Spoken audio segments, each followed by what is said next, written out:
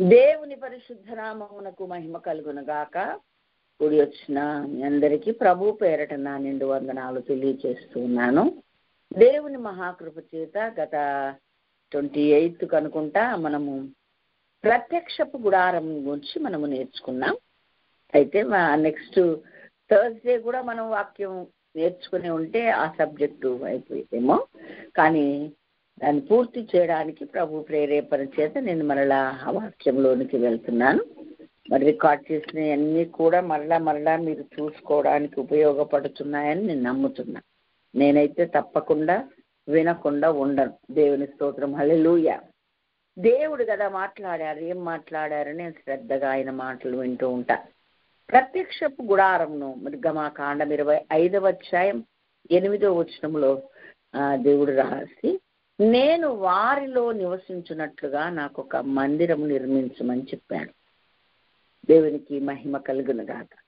ఆ యొక్క మందిరము నిర్మించమన్నాడు. మరి ప్రత్యక్ష గుడారం అంటారు ఏంటండి అని అంటే, అది దేవుడు ప్రత్యక్షపరచబడే గుడారముగా కూడా ఆ ఉద్దేశముతోనే నిర్మించారు కనుక ఆ మాటను కూడా అక్కడ మోషే పలికాడు కనుక దాన్ని ప్రత్యక్షపు గుడారం అనవచ్చు.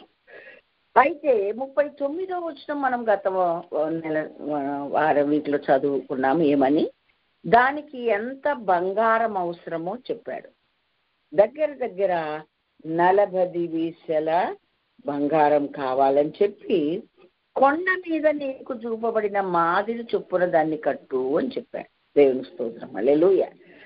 దేవుడు ఏమేం చెప్పితే ఆ వాక్కు ఎవరి దగ్గరికి వచ్చిందో, ఎవరికి వినిపించిందో, ఎవరు విన్నారో వాళ్ళందరూ కూడా అలాగే చేశారు. కానీ తమ జ్ఞానం కానీ, తమ ఆలోచన కానీ, తమ తెలివిని కానీ ఎక్కడ వినియోగించలేదని అనేక సార్లు మనం తెలుసుకున్నాం. మొట్టమొదటిగా నోవహుకు ఓడ కట్టమంటే ఆ ఓడ నిర్మాణం అంతా దేవుడే చెప్పాడు. ప్రతి పార్ట్ చెప్పాడు, ప్రతి కొలత చెప్పాడు, అలాగే కట్టాడు. ఓకే. ఆ జ్ఞానం కలిగిన యవనస్తులైన యవన కుమారులు, అలాగే భార్య, కోడన్లు అందరూ కూడా ఎవరు ఏ సలహా ఇవ్వలేదని అందరి దేవుని మాటనే శిరోధార్యంగా భావించి చేశారని మనందరికీ తెలుసు.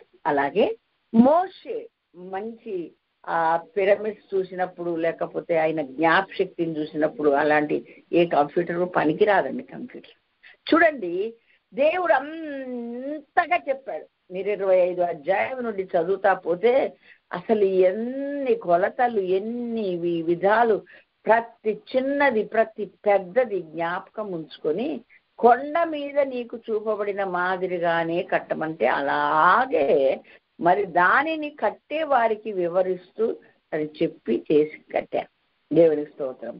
మోషే ప్రత్యక్షపు గుడారం నిర్మించినట్లుగా గ్రంథం మనకు నేర్పిస్తుంది. దేవుని ఆలోచనే, దేవుని ప్లానే, దేవుని యొక్క బ్లూ ప్రింటే అన్ని వాళ్ళు చూసినట్లుగా జ్ఞాపకం ఉంచుకొని దేవుడు ఎవరినైతే అభిషేకించాడో, ఎవరికైతే పని అప్పగించాడో వారందరి ద్వారా ఆ పనిని పూర్తి చేసినట్లుగా వాక్యం మనకు నేర్పిస్తుంది. ఈ యొక్క దేవాలయ నిర్మాణములో దేవుడి యొక్క ఆలోచన ఒకటి కనబడుతూ, తర్వాత 30-40 వీసెల బంగారం కూడా కనబడుతుంది. ఇది బంగారము ఎందుకు గత వారమే మనము నేర్చుకున్నాం. దేనికి బంగారం పూత పూస్తారు, ఏ వస్తువును మరి మేలిమి బంగారముతో చేశారో మనం గత వారంలో మనము నేర్చుకున్నాం. ఇప్పుడు దేవుని వాక్యంలోకి మనం వెళ్తే ఈ ప్రత్యక్షపు గుడారం యొక్క సమగ్రమైనటువంటి దేవుని ఉద్దేశం ఈ పూట ప్రభు మనకు తెలియజేయాలని ఆశపడుతున్నాడు. మనం శ్రద్ధగా విన్నాం. హగ్గయి గ్రంథం, ఇవన్నీ చిన్న పత్రికలు, చిన్న ప్రవక్తలు రాసినవి మనకు తెలుసు. హగ్గయి ప్రవక్త ఏమని, ద్వారా దేవుడు ఏమని మనతో మాట్లాడుతున్నాడు అని అంటే, 2వ అధ్యాయం 8వ వచనం చదువు. 8-9 వచనాలు. సైన్యములకు అధిపతికి యెహోవా వాక్కు, వెండి నాది, బంగారు నాది, ఇదే సైన్యములకు అధిపతికి యెహోవా వాక్కు. ఈ కడవరి మందిరము యొక్క మహిమ మునుపటి మందిరము యొక్క మహిమను మించునని సైన్యములకు అధిపతియగు యెహోవా సెలవిచ్చుచున్నాడు. ఈ స్థలమందు నేను సమాధానము నిలుపనను గ్రహించెదను. ఇదే సైన్యములకు అధిపతియగు యెహోవా వాక్కు అని చెప్పాడు. ప్రతి ఒక్క మందిరము నిర్మాణ విధానం చెప్పాడు, కొలతలు చెప్పాడు, వస్తువులు ఏం చేసి ఎలా చెప్పాడు. ప్రతి దగ్గర కూడా బంగారం వాడాలి అని దేవుడు చెప్పాడు. సరే, గత వారములో మనము నేర్చుకున్నప్పుడు బంగారము దైవత్వానికి సాదృశ్యము అని చెప్పాడు. ప్రభువు ఇప్పుడు ఇక్కడ చెప్తూ ఉన్నాడు, ఈ వెండి నాది బంగారం నాది అన్నాడు. వెండి నాది బంగారము నాదని చెప్పి ఆయన మరొక మాట చెప్పాడు. ఏమని? ఈ కట్టుతున్నటువంటి ఈ కడవరి మందిరము యొక్క మహిమ మునుపటి మందిరము యొక్క మహిమను మించాలి అని చెప్పాడు. ఆ మందిరము మహిమ ఇలా ఉండాలి అని చెప్తే ఆ ఒక్క మందిరానికి అది పరిమితిగా మనం ఎంచుకోవచ్చు. కానీ కడవరి మునుపటి అని ఇక్కడ రెండు మాటలు చెప్పినందుకు మనం ఆలోచించాల్సి వస్తుంది.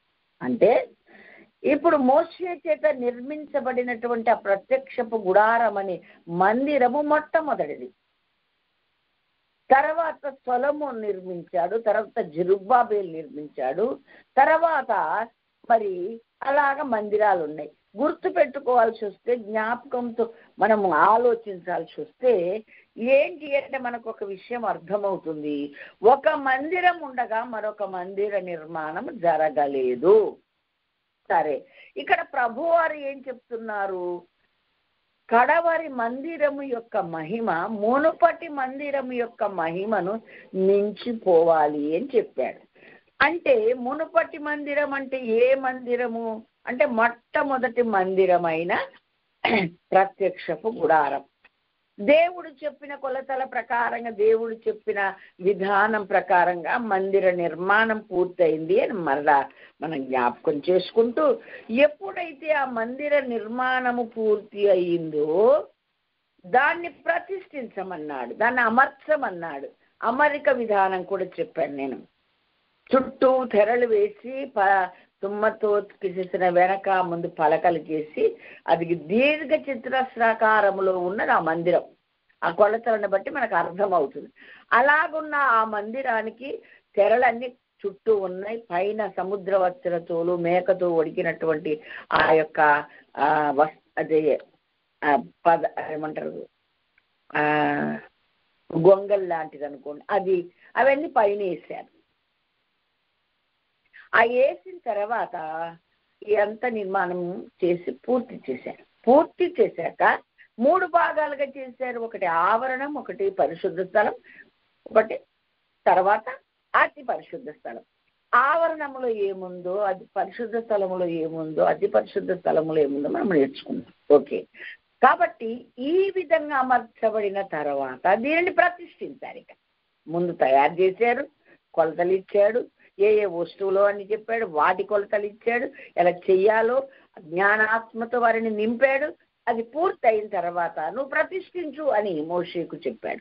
ఆ ప్రతిష్ఠించినప్పుడు ఏం జరిగిందో నిర్గమాకాండం 40వ అధ్యాయం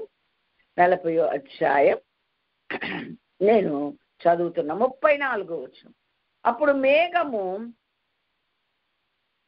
ప్రత్యక్షపు గుడారమును కమ్మగా యెహోవా తేజస్సు మందిరమును నింపెను. ఎప్పుడైతే ప్రతిష్ఠించడానికి దానిని మోషే సమీపించి అది నిలవబెట్టడం, మీరు 40వ అధ్యాయం తర్వాత మీరు చదువుకోండి, వివరంగా మీకు అర్థమవుతుంది. అవన్నీ చేసి అమరిక అంతా అయిపోయిన తర్వాత ప్రతిష్ఠించమన్నాడు గనక దేవుడు మరి ఎక్కడ ఏ వస్తువు ఎక్కడ ఏది పెట్టాలన్నీ మళ్ళా చెప్పాడు ఆయన. అలాగే అమర్చిన తర్వాత వారు ప్రత్యక్ష గుడారంలోనికి వెళ్ళేటప్పుడు బలిపీఠాన్ని సమీపించేటప్పుడు కాళ్ళు కడుక్కున్నారు. మందిరమును చుట్టూ ఆవరణమును అంతా పూర్తి చేశాక ప్రత్యక్షపు గుడారమును ప్రతిష్ఠించారు. ఆ ప్రతిష్ఠించినప్పుడు యెహోవా తేజస్సు మందిరమును నింపింది. ఓకే, ఆ మందిరమును నింపినప్పుడు ఆ మేఘము మందిరము మీద నిలుచుట చేత మందిరము యెహోవా తేజస్సుతో నిండెను గనక మోషే ప్రత్యక్షపు గుడారములోనికి వెళ్ళలేకుండెను. దేవునికి స్తోత్రం. హల్లెలూయా.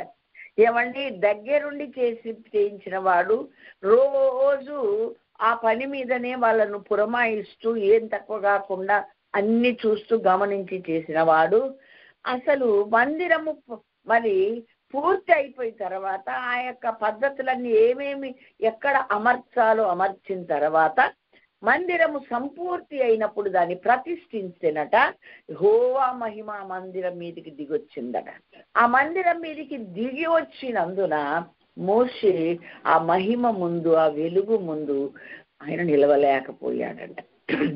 ఏమండి, 2 సార్లు 40 దినాల చొప్పున ఉపవాసం ఉండి సీనాయి పర్వతం మీద దైవుని సన్నిధిలో ఉన్నవాడు మోషే.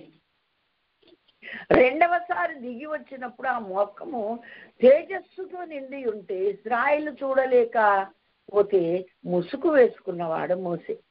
40 దివారాత్రులు ఆ మహిమలో ఆయనతో కూడా ఉండి ఆయన చెప్పినవన్నీ రాసుకున్న వాడు, ఆ ఇచ్చిందాక పలకలు ఇచ్చిందాక అలా కనిపెట్టుకుని ఉన్నవాడు, చెప్పింది మరి బుర్రలో పెట్టుకున్నవాడు దిగి వచ్చాడు.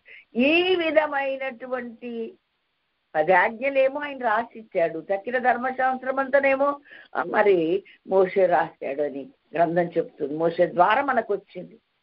ఇలాగ జరిగినప్పుడు ఆ మహిమలో ఉండగా అంత మహిమలో ఉన్నప్పుడు మోషే బానే ఉన్నాడు.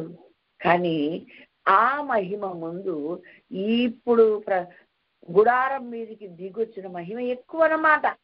అందుకనే మోషే ఆ మహిమకు నిలవలేకపోయాడు అని వాక్యం తెలియజేస్తుంది. దేవునికి స్తోత్రం. హల్లెలూయా.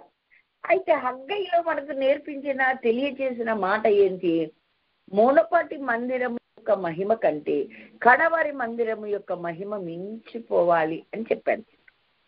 మరి మోషే ప్రత్యక్ష గుడారం నిర్మించిన తర్వాత అది దాన్ని ప్రతిష్ఠ చేసినప్పుడు ఆ మహిమ ముందు నిలవలేకపోయాడు. ఇక అది ప్రతిష్ఠ పూర్తయిపోయింది.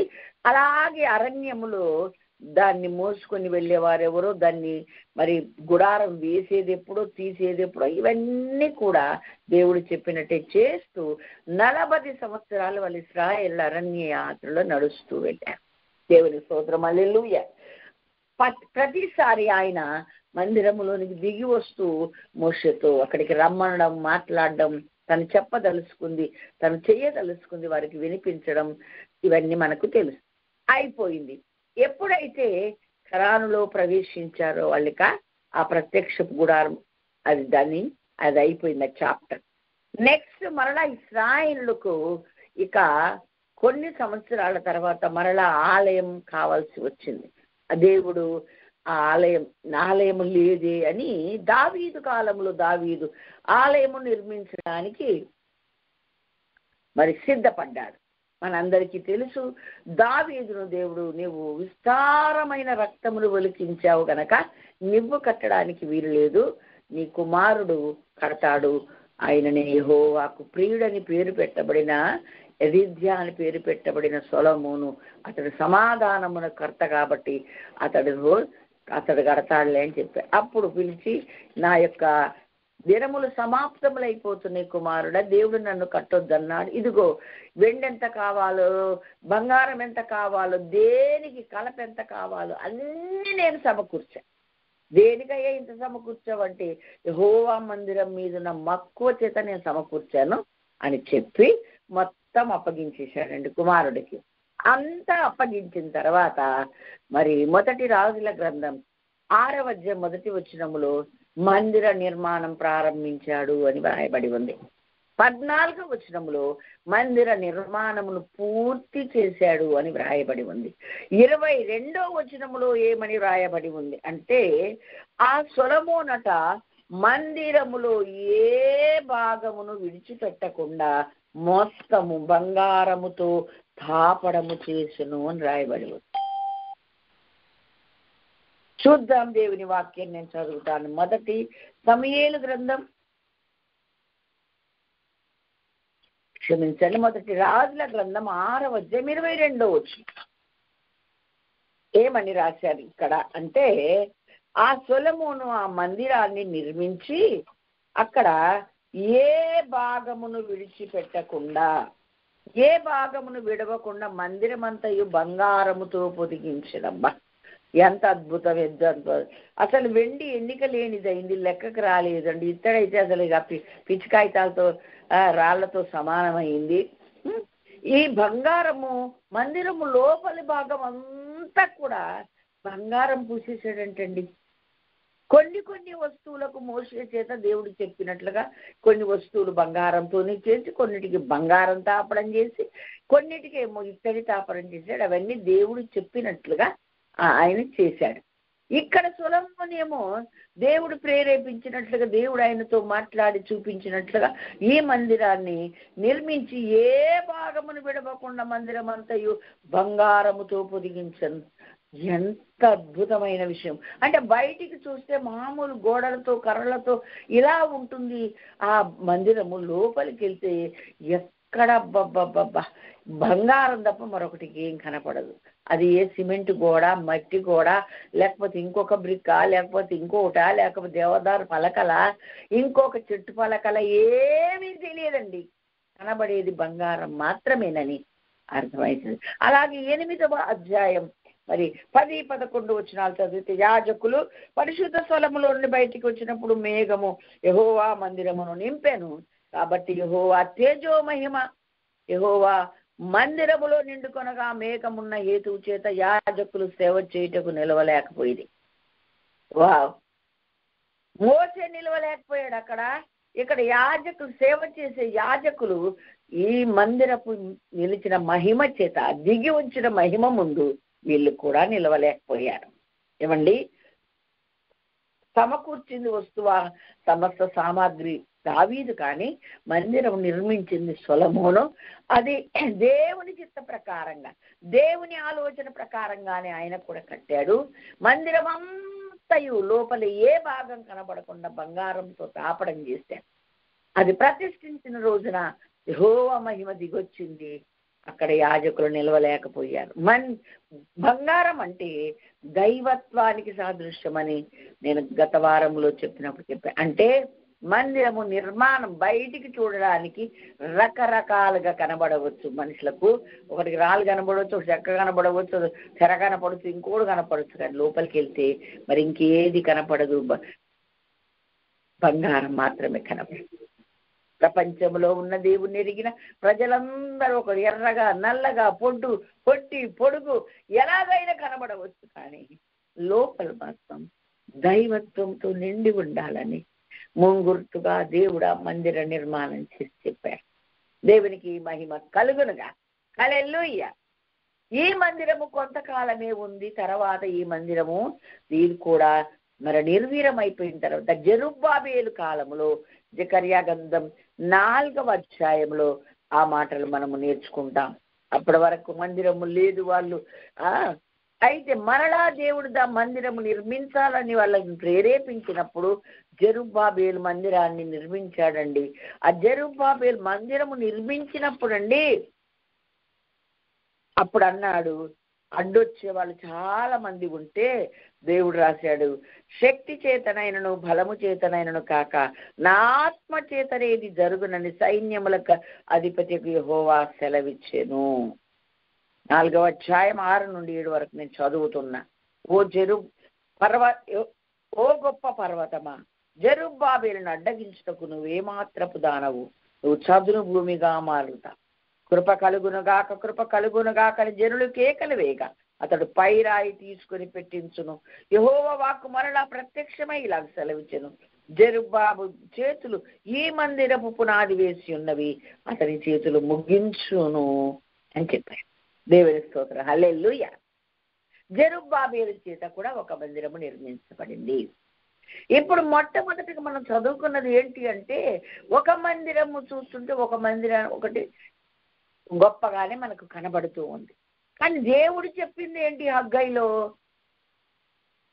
కడవరి మందిరము యొక్క మహిమ మునుపటి మందిరము యొక్క మహిమను మించిపోవాలి అన్నాడు. ఏ మందిరము కట్టినను అది మహిమతో ప్రతిష్ఠించబడిన రోజున మహిమతో నింపబడుతుంది. దాని ముందు యాజకులు, మోషే, మరి ఇంకొక యాజకులు, జెరుబ్బాబెలు రాజు ఎవ్వరు కూడా నిలవలేకపోయారు. ఎవరినైతే ప్రతిష్ఠించమన్నాడో ప్రతిష్ఠించిన అతను ఆ మహిమ ముందు నిలవలేకపోయాడు, యాజకులు నిలవలేకపోయారని వాక్యం స్పష్టంగా మనకు చెప్తుంది. ఇంకా రోమా పత్రికలో ఉన్నట్లుగా, లూకాసు వార్తలో ఉన్నట్టుగా ఆ మందిరము మరి 70 సంవత్సరాలు రోమా ప్రభుత్వం వచ్చి దాన్ని అంతా పట్టణాన్ని నాశనం చేసినప్పుడు అది పాడుపడిపోయింది. అప్పటికి మందిరం లేనే లేదు. యేసుక్రీస్తు వచ్చిన కాలములో దేవుడు అది చెప్పాడు కదా, నువ్వు రాతి మీద రాయి ఉండకుండా మొత్తం కూలపోతుంది అని చెప్పాడు. 46 సంవత్సరాలు ఈ మందిరమును కట్టిరే, ఇది కట్టారు కదా, నువ్వు ఇప్పుడే 3 రోజుల్లో పడగొడతానన్నావేంటి అన్న సందర్భం మీకు గుర్తొచ్చి ఉంటుంది కదా. అంత గొప్ప ఆ మందిరము మరి దేవుడు చెప్పాడు, నువ్వు ఈ దినమందైనను దేవుని వాక్కులు నువ్వు వినలేదు, పట్టించుకోలేదు, దేవుడి నిన్ను దర్శిస్తే నువ్వు అర్థం చేసుకోలేదు గనక ఇక నీకు దుర్గతే వస్తుంది, నీ రాతి మీద రాయి ఉండకుండా పాడుపడి దేవుడు రోజులు వస్తాయని చెప్పాడు. యేసు ప్రభువు నరావతారిగా ఉన్నప్పుడు ఆయన మరి సిలువ వేయబడి చనిపోయి 3 దినములు లేచి ఆరోహణమై వెళ్ళిపోయిన తర్వాత మరి ఎప్పుడైతే పుట్టాడు శకం ప్రారంభమైందండి. 70వ సంవత్సరమున రోమీలు వచ్చి ఆక్రమించుకొని మొత్తం అంతా నాశనం చేసినట్లుగా గ్రంథాలు చరిత్ర మనకు నేర్పిస్తుంది. ఇక చివరిలో 1 కొరింథీ పత్రిక 3వ అధ్యాయం 16వ వచనంలో ఏం చెప్పాడు దేవుడు, మీరు దేవుని ఆలయమై ఉన్నారని, దేవుని ఆత్మ మీలో నివసించుచున్నాడని మీరెరుగరా అన్నాడు. వావ్! అపోస్తలుడైన పౌలు గారితో రాయించి చెప్పాడు. అపోస్తలుడైన పౌలు గారితో రాయించి చెప్పడమే కాకుండా దేవుడు మరి ప్రత్యక్షములు కలిగినటువంటి మరి పేతురు దగ్గర ఆ మాట చెప్పాడు, కానీ వాళ్ళకి అర్థం కాదు. ఏమని? ఈ కట్టబడే ఈ యొక్క మానవ నిర్మిత మానవులే దేవునికి ఆలయముగా మారే ఈ ప్రక్రియ అక్కడ కూడా చెప్పాడు. 1 కొరింథీ 6:19 మీ దేహము దేవుని వలన మీకు అనుగ్రహింపబడి మీలో ఉన్న పరిశుద్ధాత్మకు నిలయమని మీరెరగరా అన్నారు. అలాగే ఎఫెసీ పత్రిక 2వ అధ్యాయం 20 నుండి 22 వరకు ఏమని, క్రీస్తేసే ముఖ్యమైన మూలరాయి అయి ఉండగా అపోస్తలులు ప్రవక్తలు వేసిన పునాది మీద మీరు కట్టుకొనుచున్నారు, మిమ్మును మీరు దేవాలయమగునట్టుగా వృద్ధి పొందుచున్నారు అన్నాడు. దేవునికి మహిమ కలుగును.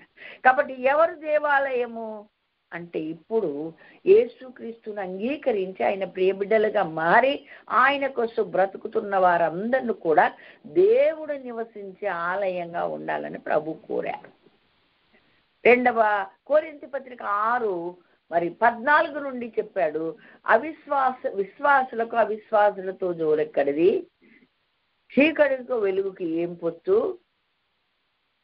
క్రీస్తుకు బెలియాలకు ఏమి సంబంధం, మనము జీవం కలిగిన దేవుని ఆలయమై ఉన్నాము అని చెప్తూ, మీరు ప్రత్యేకింపబడి పవిత్రపరచబడి దేవునికి ఆలయం అయితే అపవిత్రమైంది ముట్టకుండా ఉంటే నాకు బిడ్డలు అవుతారు మీరు అని చెప్పి, నేను మీలో నివసిస్తాను, మీరు అనుసరిస్తాను, మీకు నేను దేవుణ్ణి, మీరు నాకు ప్రజలని చెప్పాడు. దేవునికి మహిమ కలుగునుగాక. ఇప్పుడు ఆలయము ఎవరు అంటే మనమే. కడవరి మందిరం ఎవరు? మనమే. మరి హగ్గయిలో చెప్పింది ఏంటి అంటే, మునుపటి మందిరం యొక్క మహిమ కంటే కడవరి మందిరం యొక్క మహిమ మించిపోవాలి అని చెప్పారు.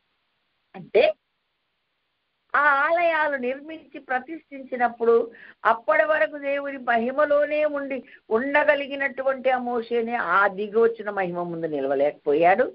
అలాగే సొలొమోను రాజు చేత నిర్మించబడిన ఆ మందిరములోకి ప్రతిష్ఠించబడిన రోజున దిగి వచ్చిన మహిమ ముందు అక్కడ యాజకులు నిలవలేకపోయారు.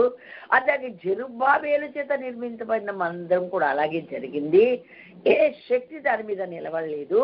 ఈ కడవరి కాలములు చివరి గడియల్లో బ్రతుకుతున్న మనకు అపోస్తలుడైన పౌలును దేవుడు ప్రేరేపించి చెప్పాడు, ఇక ఆలయం అంటూ భూమి మీద ఏదైనా ఉందంటే అది మీరే నాకు ఆలయం.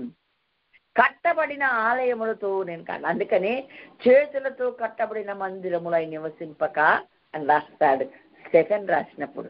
కాబట్టి ఆ మందిరము కాకుండా ఆయన నిన్ను నన్నే మందిరంగా ఎంచుకున్నాడు. ఆ నిన్ను నన్ను ఎంచుకున్న ఈ మందిరము దేవుని ఆధీనములు, దేవుని చిత్త ప్రకారంగా, దేవుని ఆలోచన ప్రకారంగా అదే కొలతలతో కట్టాలి. దేవుని స్తోత్రం, హల్లెలూయా. జకర్యాలో ఒక మాట ఉంటదండి, ఏమని? గుండు నూలు సూది మరి మట్టపు గుండు నూలు దారము జెరుబ్బాబేలు చేతిలో ఉండడం చూసి యెహోవా సంతోషించనంట. ఎవరైతే మందిరము నిర్మిస్తున్నారో ఆ నిర్మిస్తున్న వాడిలో కొలత కరెక్ట్ గా చూసుకొని నిర్మించడానికి ఈ 2 వస్తువులు పెట్టాడు దేవుడు. అది పట్టుకొనే కడుతుంటే వావ్ అని దేవుడు సంతోషిస్తాడు. అంటే ఇక తేడా ఉండదు మందిరము. నా బుర్రలో ఏమైతే ఉందో, నా యొక్క ఆలోచనలో ఏమైతుందో, నేను ఏదైతే చెప్పానో అలాగే మీరు ఈ మందిరాన్ని నిర్మిస్తున్నాడు కాబట్టి చాలా సంతోషిస్తాడట అని గ్రంథములో రాసి పెట్టాడు. అయితే ఈ మందిరం యొక్క ఈ ప్రతిష్ఠించబడిన కడవరి మందిరము ప్రతిష్ఠించే రోజు ఏం జరుగుతుంది? మత్తయి సువార్త 16వ అధ్యాయం 16 నుంచి మరి 18 వరకు మనము చదివితే అక్కడ చక్కగా దేవుడు మన కొరకు రాసి ఉంచాడు. మత్తయి సువార్త 16వ అధ్యాయం 16వ వచనం నేను చదువుతున్నాను, మీరు శ్రద్ధగా వినండి. అందుకు సీమోను పేతురు, నీవు సజీవుడవగు దేవుని కుమారుడవైన క్రీస్తు అని చెప్పాను. అందుకు యేసు, సీమోను బర్యోనా, నీవు ధన్యుడవు, పరలోకమందున నా తండ్రి ఈ సంగతి నీకు బయలుపరిచేనే గాని నరులు నీకు బయలుపరచలేదు. మరియు నీవు పేతురువు, ఈ బండ మీద నా సంఘమును కట్టుదును, పాతాళ లోక ద్వారములు దాని ఎదుట నిలవనేరవని నీతో చెప్పుచున్నాను. హల్లెలూయా.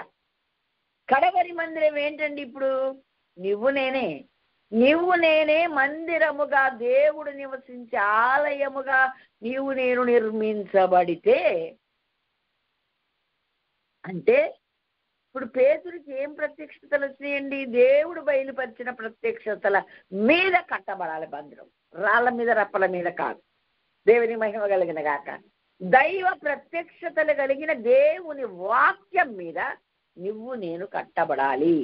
ఈ పునాది ఎవరు వేశారు? అపోస్తలులు, ప్రవక్తలు వేశారు. మూలరాయి ఏంటి? ప్రభువైన యేసుక్రీస్తే. ఈ కట్టబడినటువంటి ఈ మందిరం మీద, ఈ మందిరము పూర్తయిన తర్వాత నా సంఘం అన్నాడు. సంఘమే ఆయనకు మందిరము, సంఘమే మనము.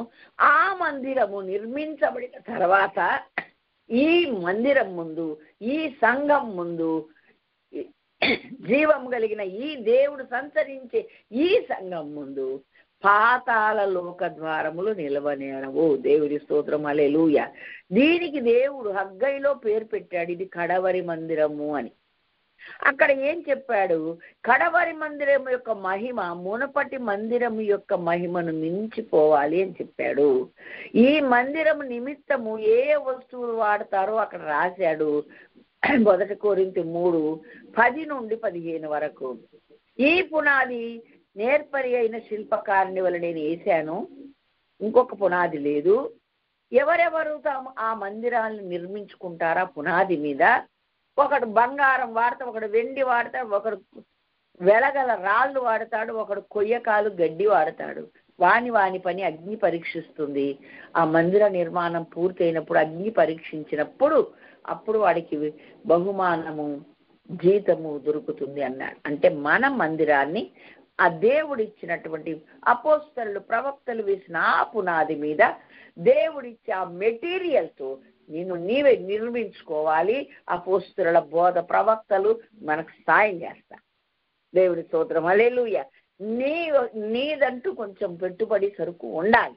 ఈ మందిరం పూర్తయితారు. నువ్వు అందించేది ఏంటి?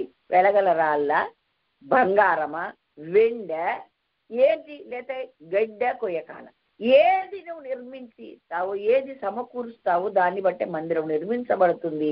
దాన్ని బట్టి నీ ఫలము వస్తుంది. అయితే ఇది ఎంత గొప్ప మందిరము! దేవుని ఆలోచనలు, దేవుని చిత్త ప్రకారంగా, దేవుని ఇష్ట ప్రకారంగా విలువైన వెలగల రాళ్లతో, బంగారంతో ఒకవేళ నిర్మిస్తే ఈ మందిరం ముందు పాతాళ లోక ద్వారములు నిలవ నేరవని దేవుడు చెప్పాడు. దేవునికి మహిమ కలుగును గాక. హల్లెలూయా.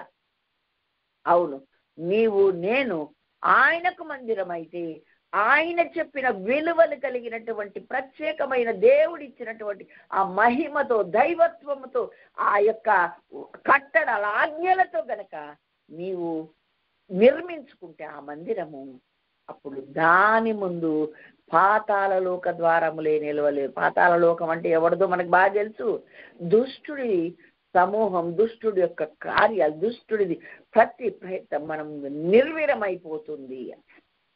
నేను ఒకసారి డౌట్ వచ్చి ప్రభుతో, అయ్యా మరి భూమి మీద మందిరాలు అయితే అందరి నుంచి అక్కడ ఆరాధన చేసుకుంటే కరువుగా ఉంటుంది, మరి ఆలయం అంటావు, నన్ను ఆలయం అంటావు, మరి నువ్వు నివసించే ఆలయం అంటావు, మరి ఇది ప్రజలకు ఎట్లా ఉపయోగపడుతుంది, ఏ విధంగా ఇది అని నేను అడిగితే ప్రభు అన్నాడు, సజీవమైన ఈ మందిరమే ప్రజల్లోకి నడుచుకుంటూ వెళుతుంది, ప్రజల్లోకి చొచ్చుకొని వెళ్తుంది, అన్ని జనాంగం మధ్యలోకి చొచ్చుకొని వెళ్తుంది. మహిమతో నింపబడిన మునపటి మహిమ కంటే కడవరి మందిరం యొక్క మహిమ మించినదై ఉంటుంది గనక దాని మీద మనుషులు నిలవలేకపోయారు. కానీ ఈ మించిన మహిమతో నింపబడిన నీవు నేను ఆ ప్రజల్లోకి చొచ్చుకొని వెళ్తున్నప్పుడు వారిలో నాటుకపోయిన ఆ యొక్క మతమాంద్యం, దుష్ట ఆలోచనలు, దాడి సంఖ్యలు, వాడి కాడి మొత్తం పటాపంచలై ఇరిగిపోతున్నాయి అన్నమాట. దేవునికి మహిమ కలుగును గాక. హల్లెలూయా. నీవే ఆలయముగా రూపొందించబడితే, నీవే మహిమ కలిగిన దేవుని ఆలయముగా కట్టబడితే, ఆయన ఇచ్చిన మెటీరియల్, ఆయన చెప్పిన విధానం, ఆ బోధ, ఆ దాని మీదనే మనము నిర్మించుకుంటే, ఆ ప్రత్యక్షత మీదనే కట్టుకోవడానికి మనం ఇష్టపడితే, అది విలువైన రాళ్ళుగా, బంగారంగా ఉంటే అగ్ని పరీక్షించినప్పుడు మెరుగుపడుతుంది తప్ప కాలిపోదు. కానీ ఆ చెత్త బోధలకు అక్క ఏమంటారు, కర్ర, గడ్డి, కొయ్య కాలు అని ఈ యొక్క ఆ ఉపదేశాలతో కట్టుకున్న వారు పరీక్షిస్తే పోద్ది, నష్టపోతారని మరల మత్తయి సువార్తల గురించి పడి నా మాటలు విని వాటి చొప్పున కట్టువాడు బుద్ధిమంతుడు, ఆ ఇల్లు బండ మీద కట్టింది అయి ఉంటది, బుద్ధిహీనుడైతే ఇసుక మీద కట్టింది ఏంటదని వేరియేషన్ మళ్ళీ అక్కడ కూడా చూపించాడు మనకి. ఇల్లు అనగా మందిరమే, దేవుడు నివసించే ఇల్లు, దేవుడు నివసించే మందిరం అంటే నీవు నేనే. దేవుని స్తోత్రం. హల్లెలూయా. పాతాళలోక ద్వారములు ఇంటి ముందు నిలవలేవు, ఎందుకంటే మునపటి మందిరం యొక్క మహిమ కంటే ఈ కడవరి మందిరం యొక్క మహిమ మించిపోతుంది అని చెప్పాడు దేవుడు. దేవునికి స్తోత్రం. హల్లెలూయా. ఎంత అద్భుతం, ఎంత అద్భుతం. నీవు నేను మనమందరము దేవునికి ఆలయములము. మనం ఎక్కడెక్కడ ఉంటాము, అక్కడ ఆలయము దేవుని మహిమతో నింపబడితే, ఆ యొక్క ప్రత్యక్షతలు కలిగిన వారంగా ఉంటే, ఆ విలువైన వారంగా మనం ఉంటే, దేవుని మహిమతో నింపబడిన వారంగా మనం సంచరించే ప్రతి స్థలములో కూడా ఆ పాతాళలోక ద్వారాలు అనగా దుష్టుడి యొక్క కట్లు, దుష్టుడి యొక్క పద్ధతి, దుష్టుడి యొక్క విధానం, ఆచారాలు అన్నీ కూడా పటాపంచలైపోయి వాళ్ళందరూ దేవుని వెలుగులోకి వచ్చేస్తారు. సంవత్సరం సరిగ్గా గుర్తు లేదు కానండి, అది 14వ సంవత్సరం అనుకుంటాను నేను, 15వ సంవత్సరము. ఇక్కడే మరి బెటాలియన్లో 12th బెటాలియన్ అని దగ్గరలో ఉంది, అక్కడ ఒక చర్చ్ ఉంటుంది వాళ్ళకు, యూనిట్ చర్చ్. ఆ చర్చిలో మాట్లాడడానికి నన్ను పిలిచారు. అక్కడ మాట్లాడడానికి ఒక కానిస్టేబుల్ భార్య నన్ను వాళ్ళని అడిగి నన్ను తీసుకెళ్ళి వెళ్ళింది వాక్యం విని ఒకసారి. ఆ తర్వాత మీటింగ్ అయిపోయింది, వాక్యం ప్రకటించి నేను బయటకు వచ్చేటప్పుడు, అమ్మ ఒక్కసారి మా ఇంటికి రా, మా ఇంటికి రా, చాలా నన్ను బయట ఫోర్స్ చేసి తీసుకెళ్ళాను. నేను రానమ్మ అట్లా అది ఇదని నేను చెప్పాను, అయినా కానీ బతిమలాడి తీసుకెళ్ళింది. అద్భుతం దేవుడు చేశాడు. వాళ్ళ ఇంట్లో ఆ రోజు ఆయన డ్యూటీ లేదంటే ఇంట్లో ఉన్నాడు భర్త. ఆయన మీరు వస్తున్నారని తెలిసి మీ కొరకు చూస్తున్నాడు రండి అంటే, సరే నేను వెళ్ళాను. నేను అడుగు పెట్టాను, వాళ్ళు ఇచ్చింది ఏదో కొంచెం ఇప్పుడైతే వద్దని చెప్పాను, అయితే నిలబడి వాళ్ళకి ప్రార్థన చేసి వెళ్ళిపోతాను, వచ్చాను కదా అని అంటే వాళ్ళు అడిగారు, చేశాను. వాళ్ళ ఇంట్లో ఉన్నాను అండి. దేవుడు అద్భుతం చేశాడు. మరుసటి రోజే నేను హైదరాబాద్కి వెళ్ళిపోయా. మరుసటి రోజే ఆయన మనస్సు మారిపోయిందంట, అన్నయ్య దగ్గరకు వచ్చాడు. మాటినన్న వస్తే ఆయన కూడా కొన్ని మాటలు చెప్పి, మరి దేవుని మాటలు చెప్పి ఆయన కొన్ని సలహాలు ఇచ్చినప్పుడు ఎట్లా దేవుడు అద్భుతం చేశాడంటే, ఇంటికి వెళ్ళిపోయాడంటండి, ఆ విగ్రహాలన్నీ మూట కట్టేసి ఆ పక్కనే ఉన్న చెరువులో పారేసి మళ్ళా అన్నయ్య దగ్గరికి వచ్చి ప్రార్థన చేయించుకున్నాడు. దేవునికి మహిమ కలుగును గాక. హల్లెలూయా. అమ్మ ఏ రోజున మా ఇంట్లో అడుగుపెట్టిందో నాలో ఉన్న ఆ మత మౌఢ్యం, ఆ యొక్క ఆచారాలు, ఆ కాళ్ళు, ఆ తాళ్ళు, ఆ అండక అంతా పోయిందని ఆయన బహిరంగమైన అన్ని జనుల మీటింగ్ లో సాక్ష్యం ఇచ్చాడు. దేవునికి స్తోత్రం. హల్లెలూయా. అది మన గొప్పతనం కాదు. మనం ఆయన కోసం ఆలయములుగా నిర్మించబడడం మొదలు పెడితే ఆ మహిమే మనలోకి దిగొస్తుంది.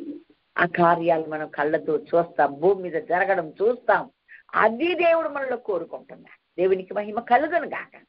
పాతాళలోక ద్వారములే నిల్వనేనంత మహిమతో దేవుడు మనల్ని నింపడానికి ఇష్టపడుతున్నాడు. కడవరి మందిరం మనమే మనమే మనమే. దేవునికి స్తోత్రం. హల్లెలూయా. కాబట్టి మరి దేవుడు 25:8లోనే చెప్పాడు. ఆ ప్రత్యక్షపు గుడారమేమో ఆ కొలతలు చెప్తున్నాడు, ఆ విధానం చెప్తున్నాడు, ఆ మెటీరియల్ చెప్తున్నాడు. ఆ మాటనేమో నేను వారిలో నివసించినట్లు అని చెప్పాడు. అసలు ఎంత భవిష్యత్తులోకి చూసి మాట్లాడాడో ఆ దేవుడు, ఆ భవిష్యత్తులో వర్తమాన భూత భవిష్యత్ కాలంలో ఉండే మన దేవుడు మనకు కూడా ఆ విషయాలు ఎంత బాగా తెలియజేశాడో మనం గ్రహించాలి. బైబిల్ అంతా కూడా ఈ విధంగానే ఉంటుంది. జరిగిపోయింది, జరుగుతున్నది, జరగబోతుంది. ఎప్పటికప్పుడు బైబిల్ అంతా మనకు తెలియజేస్తూ ఉంటుంది. దేవునికి స్తోత్రం. హల్లెలూయా. కాబట్టి ఆయన కాలమున కావలి ఉన్నవాడు, కాలంలో ఉన్నవాడు, కాల అంతం, ఆయనకు అంతం అనేది లేదన్న సంగతి మనకు తెలుసు. కాబట్టి ఈ కడవరి దినములో భూమి మీద మందిరం ఏదైనా ఉంది అని అంటే మనమేనండి మందిరం. మరి అలాంటప్పుడు మందిరాలు కట్టుకుని ఎందుకంటే అక్కడ ప్రార్థన చేస్తాం అంటే మనం అందరం ఒక్క చోట కూడి ప్రార్థన చేయడానికి కట్టబడినవే కానీ అక్కడ నివసించే దేవుడు మనలో నివసిస్తారు, అక్కడ నివసించడు. దేవునికి స్తోత్రం. హల్లెలూయా. అంటే మన మందిరంలోకి వెళ్ళి ప్రార్థన చేసుకోకూడదు. చేసుకో, ఎక్కడ మోకరిస్తే అక్కడికి వస్తానన్నాడు ఆయన. కానీ గోడలు చూసి అబ్బా ఇక్కడ దేవుడు ఉంటాడని భ్రమపడొద్దు అని చెప్పాడు. అంత పెద్ద గోపురాలతో కట్టినబడి మందిరం అయితే అంత గొప్పగా అక్కడ దేవుడు ఉంటాడు. చిన్న గుడి చేసుకొని పల్లెటూరులో చిన్న బిడ్డలు ఆరాధన చేస్తుంటే అక్కడికి రాడు అన్న భ్రమ, అక్కడ ఉండడు. అది లేదమ్మా. అయితే దేవుడు మనల్నే సజీవులుగా, మరి మనల్ని మందిరంగా ఎందుకు మార్చిండంటే మరలా నేను చెప్తున్నాను, అందరిక్కడికి రారు కనుక మనమే వాళ్ళలోనికి చొచ్చుకొని వెళ్ళి, ఇళ్లల్లోకి వెళ్ళి, ఆ యొక్క పరిస్థితిలోకి వెళ్ళి, అక్కడికి వెళ్ళి అక్కడున్న దుష్టాత్మలను పటాపంచలైపోయి ఆ వెలుగుకు, ఆ మహిమకు వారందరూ ప్రభు వైపుకు ఆకర్షించబడడానికి సజీవులుగా బతుకుతున్న మనం చొచ్చుకొని వెళ్ళగలిగినటువంటి మనల్ని ఆయనకు మందిరాలుగా చేసుకుని ఆ మహిమతో మనల్ని నింపుతున్నాడు. దేవునికి స్తోత్రం. హల్లెలూయా. ఇంకోటి గుర్తుపెట్టుకోవాలి, నేను దేవుని ఆలయం కాబట్టి ఇక దేవుడు నన్ను అనుకోవద్దు. మందిరం పూర్తి అయితేనే వచ్చింది మహిమ దిగొచ్చింది. అది కూడా గుర్తుపెట్టుకోవాలి. దేవుడు కట్టమన్న విధానాలన్నీ కరెక్ట్గా ఉన్నాయా లేదు చూసుకోవాలి. దేవుడు ఎలాంటి నిర్మాణం చేయమన్నాడు, ఏ విధంగా కట్టమన్నాడు, ఎన్ని రకాలు కట్టమని నీ మందిరము పూర్తయిందా లేదా, అవన్నీ ఉన్నాయా లేవో నువ్వు చూసుకోవాలి. దానికి అపోస్తలులు ప్రవక్తలు వేసిన పునాదేనా, నువ్వో పునాది వేసుకున్నావా? క్రీస్తు వేసే ముఖ్యమైన మూలరాయి ఉన్నాడా, నువ్వు ఇంకేదో ఒకటి పెట్టుకున్నావా? ఇవన్నీ కూడా మనం సరి చూసుకోవాల్సిన అవసరం ఉందన్నమాట. దేవుడు చెప్పిన విధానములో ఆ మందిరం సంపూర్తి అయితేనే మహిమ దిగొస్తుంది. దేవుడికి స్తోత్రం. హల్లెలూయా. నీ ముందు దుష్టు కార్యాలు, దుష్టుడి కట్లు, దుష్టుడి యొక్క ప్రతీది తొలగిపోవాలంటే నువ్వేం చేయాలా? ఆయన చిత్త ప్రకారంగా, ఆయన కొలతల్లో, ఆయన విధానములో, ఆయన పద్ధతిలో మందిరముగా మనం మలచబడాలి, సంపూర్తి అవ్వాలి. నేను ఎప్పుడూ చెప్తా, గృహ ప్రవేశం ఎప్పుడు చేస్తారు, నివసించడానికి ఇల్లు ఎప్పుడు పూర్తవుతుంది, ఈ ఇల్లు ఎప్పుడు పూర్తి అయినప్పుడే దాన్ని గృహ ప్రవేశం చేస్తారు. సంపూర్తి కాకుండా గృహ ప్రవేశం ఎవరు చేయరు, అందులోకి ఎవరు నివాసం ఉండరు. కనుక ఈ మందిరంలో దేవుడు వచ్చి నివాసం చేయాలి అంటే అది పూర్తి అవ్వాలి. పూర్తి అయితే దేవుడు దానిలో దిగొస్తాడు, మహిమతో నింపుతాడు. ఇనాగ్రేషన్ జరుగుతుంది. మనం అందరము ఒక్కొక్కరిలో ఆయన సంతోషముగా ఆ మహిమ కలిగిన దేవుడు నివసిస్తాడు. దేవునికి స్తోత్రం. హల్లెలూయా, హల్లెలూయా. నీ ముందు పాతాళలోక ద్వారములు నిలవనేరవని దేవుడు మనకు చెప్పాడు. నువ్వే ఆలయమైతే నీ ముందు పాతాళలోక ద్వారములు నిలవనేరం. నీవు కట్టే విధానము, కట్టబడుతున్న విధానం నువ్వు బాగా చూసుకోవాలని కూడా వాక్యంలో మనకు చెప్పింది. బంగారం ప్రతి మందిరానికి దేవుడు జోడు చేశాడు. బంగారం అంటే దైవత్వము అని గుర్తుపెట్టుకుందాం. వెండి అనగా విమోచించబడటం అని గుర్తుపెట్టుకుందాం. ఇత్తడి అనగా మానవత్వం అని గుర్తుపెట్టుకుందాం. దేవుని స్తోత్రం. హల్లెలూయా. అయితే ఇప్పుడు వెండి నాది బంగారం నాది అని ఎందుకన్నాడంటే దైవత్వం ఆయనదే, విమోచించేది కూడా ఆయనే. ఏ మనిషిని విమోచించలేడు. దేవుని స్తోత్రం. హల్లెలూయా.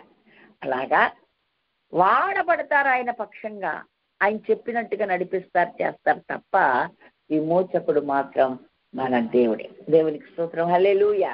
అలాగే ఆయన దైవత్వము ఆయనది. ఆ దైవత్వము ఆయన మనకు పంపిస్తారు తప్ప దైవత్వ స్వరూపులు మనుషులు ఎవరు. ఆ దైవత్వంతో మనం నింపుతారు. ఈ దీన శరీరాన్ని మహిమ కలిగిన ఆ దైవత్వము మనలో నింపుతాడు. మనం ఎక్కడికి వెళ్ళినా పాతాళలోక ద్వారములు నిల్వనేరనట్లుగా అంతా మరి పటాపంచలైపోతాయి. కట్లు కట్టి బంధించి షడ్రక్ మేషక్ అబేద్నెగోను అగ్నిగుండంలో వేస్తే ఏం ఊడిపోయినాయండి? బంధకాలు మాత్రమే కాలిపోయినాయి. వాళ్ళు మాత్రం సేఫ్టీగా ఉన్నారు. ఆ అద్భుతం, ఆశ్చర్యం చూసి అనేకులు మరి దేవుని దగ్గర రావడం, శాసనమే ఏర్పరచబడ్డం మనకందరికీ తెలుసు. కాబట్టి నీ ముందు అక్కడ జరుగుతున్న ఒక అద్భుతమైన కార్యం, వాళ్ళలో ఉన్న సనాతన ఆచారాలనే కట్లు, మత కట్లు, కుల కట్లు, ఇంకా ఏమేమి కట్లు ఉన్నాయో అవన్నీ కూడా పటాపంచలు తెగిలి అప్పుడు బంధకాలు కాలిపోయినట్టే కాలిపోతే తప్పకుండా దేవుని వైపు రావడానికి, దేవుని వైపు ఆకర్షించబడడానికి ఎంతో అవకాశం ఉంటుంది అని దేవుని వాక్యం ద్వారా మనము నేర్చుకుంటూ ఉన్నాం.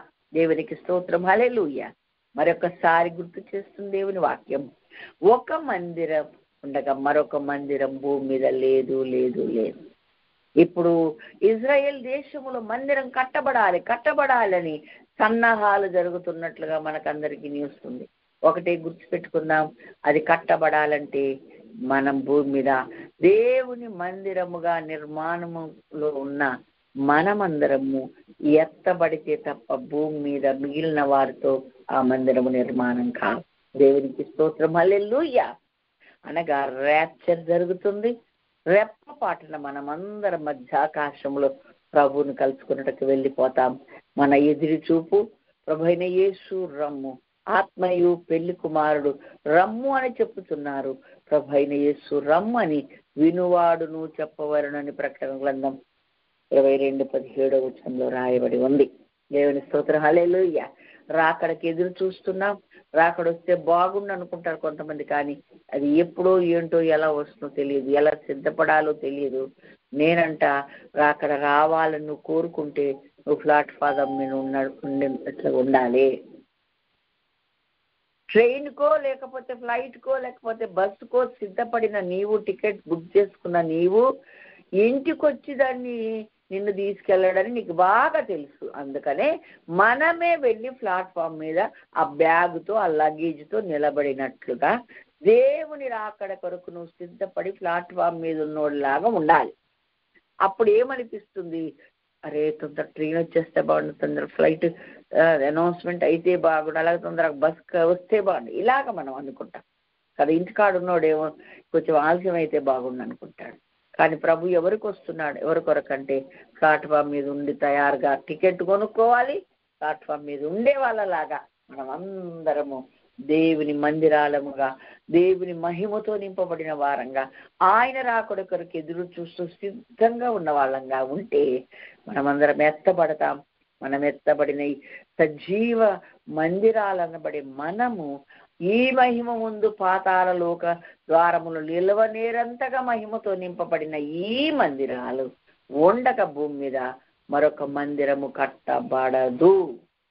కాబట్టి ఎన్ని సన్నాహాలు జరిగినా ఒకవేళ ఇంకా దగ్గరికి ఆ మెటీరియల్ అంతా దావీదులాగా వాళ్ళు సమకూర్చుకుంటూ సన్నాహాలు చేస్తూ ఉన్నారు అంటే నీవు ఇటు చూడాలి, ఆయన రాకడ దగ్గరికి వస్తే నువ్వు ఎత్తబడే గుంపులో ఉండాలి. దేవుని స్తోత్రం, హల్లెలూయా. నిజంగా ఎత్తబడే వాళ్ళు చాలా ధన్యులండి. క్రీస్తుతో కూడా కొనిపోబడేవారు ధన్యులండి. దేవునికి మహిమ కలుగును గాక. కాబట్టి అట్టి యోగ్యత, అట్టి కృప దేవుడు మనకు అనుగ్రహించాలని మనం ప్రార్థన పూర్వకంగా ఉండాలి. దేవుని స్తోత్రం, హల్లెలూయా.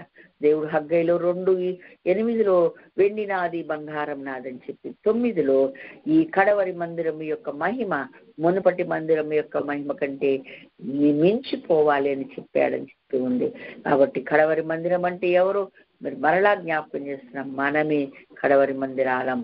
మనమే పాతాళ లోక ద్వారములు నిలవలేరంతగా నిర్మించబడి ఆ మహిమతో నింపబడే మందిరాలం మనమే. దేవునికి స్తోత్రం, హల్లెలూయా. ఎప్పుడు మందిరం పూర్తి అవుతుందో అప్పుడు ఈ మహిమ మేఘం మన లోపలికి దిగొస్తుంది. భూమి మీద లిటరల్ గా కట్టిన ప్రత్యక్ష గడారం పూర్తయినప్పుడే మేఘం దిగొచ్చింది. అలాగే సొలొమోను కట్టిన మందిరం పూర్తయినప్పుడే మేఘం దిగొచ్చింది. అలాగే జెరుబ్బాబెలుతో కట్టిన మందిరం పూర్తయినప్పుడే మేఘం దిగొచ్చింది. ఏ మందిరమైనా పూర్తయినప్పుడే ప్రతిష్ఠించబడుతుంది. ప్రతిష్ఠించబడితేనే మహిమ దిగి వస్తుంది. మనము కూడా మందిరాలంగా పూర్తవుదాం. పూర్తయిన మనను దేవుడు తన కొరకు ప్రతిష్ఠించుకుంటాడు. ప్రతిష్ఠించబడిన మనలోనికి ఆ మహిమ మేఘం దిగొస్తుంది, మహిమ దిగొస్తుంది. ఈ మహిమ ముందు పాతాళ లోక ద్వారములు ఏవి నిలవనేరవు. పూర్తయిన ఈ మందిరం మహిమతో నింపబడ్డం ఆయన రాకడ ఎత్తు చూద్దాం. ఎందుకంటే ఈ మందిరం భూమి మీద ఉండగా మరొక మందిరం యెరూషలేములో కట్టబడదు. కాబట్టి ఈ మందిరమైన మనము ఎప్పుడు ఎత్తబడతాము, ఎత్తబడేది ఎప్పుడు మనకు తెలియదు కనుక రెప్పపాటున అని రాయబడింది బైబిల్. 2 మంచములో ఉంటారు, ఒకరు ఎత్తబడతారు, ఒకరు మిగిలిపోతారు. 2 పొలములో ఉంటారు, ఒకరు ఎత్తబడతారు, ఒకరు మిగిలిపోతారు. 2 మిద్దె మీద ఉంటారు, ఒకరు ఎత్తబడతారు. ఇట్లాగా దేవుడు చెప్పాడంటే ఒకరు కలిసి ఉన్న మనలోనే ఒకరు ఎత్తబడి ఒకరు మిగిలిపోయే పరిస్థితులు ఉన్నాయని తెలియబడినప్పుడు మరింత భయముతో ఎత్తబడే గుంపులు ఎవరుంటారో తెలియదు. ఒకరు అన్నాడు, ఒకరు నువ్వో ఇంటివారు, ఇంకా ఎవరో నేనో ఇంకొకరు తెలియదు కదా. మనం అందరము ఆయన చెప్పినట్లు చేసుకుంటూ ఆయన ఆజ్ఞల ప్రకారంగా నడుస్తూ ఆ పద్ధతి చొప్పున భూమి మీద బ్రతుకుతూ మనమందరము ఆయన నివసించే ఆలయాలుగా మారవలసి ఉంది. హగ్గైలో చెప్పినటువంటి అది ఆ కడవరి మందిరం ఎవరు అంటే నువ్వు నేనే. ఈ కడవరి మందిరం మహిమ ఎంత మించిపోతుందంటే మునుపటి మందిరము కంటే మించిపోతుందని చెప్పాడు ప్రభు. మరలా జ్ఞాపకం చేసుకుందాం, మందిరాలు పూర్తయితేనే మహిమ దిగొస్తుంది. ప్రతిష్ఠ జరుగుతుంది, మహిమ దిగొస్తుంది. ప్రతిదాని ముందు మోషే నిలవలేకపోయాడు, ఒక మందిరం ముందు యాజకులు నిలవలేకపోయారు, ఇంకొక ముందు ఎవరు నిలవలేకపోయారు. ఈ కడవరి మందిరం ముందైతే పాతాళ లోక ద్వారములే నిలవనేరం కనుక మనమే ఆ మందిరాలమని, మనమే ఆయన నివసించే వారంగా ఈ మందిరాన్ని మనం శుద్ధి చేసుకోవాలి. అపవిత్రమైనది మనలో ఉండకుండా చూసుకోవాలి. మనం ఆయన నివసించదగిన మందిరాలముగా మలచబడి కట్టబడి అపోస్తలులు ప్రవక్తలు వేసిన పునాది మీద మనము మరి క్రీస్తు ముఖ్యమైన రాయిగా పెట్టుకుని మనము వెండి బంగారం వెలగల రాళ్లతో నిర్మించుకొని అగ్ని పరీక్షకు నిలబడి ఆయన రాజ్యంలో ప్రవేశిద్దాం. అట్టి కృప దేవుడు మనందరికీ అనుగ్రహించునుగాక. దేవుడి మాటలు దీవించునుగాక. ఆమేన్. హల్లెలూయా.